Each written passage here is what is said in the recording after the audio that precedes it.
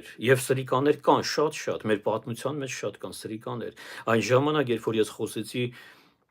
գոնե 4 հոգու մասին, Հմայակ եւ Բոգդան Քաբուլյանները, 2 հոգի, հա,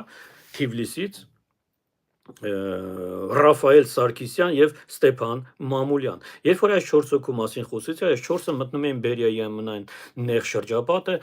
որոնք կազմակերպել են չեչենների, ինգուշների, հայերի, օսետիների տեղահանումները եւ բռնաճնշումները կազմակերպել են այս հայերը։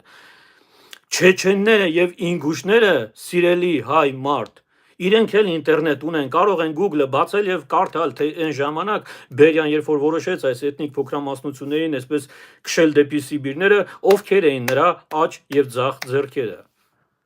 Այսինքն սա նորություն չի։ Ես խոսել եմ իմ ժողովրդի հայելային անդրադարձի մասին, այսինքն ունենք եւ սևը եւ ունենք սպիտակը։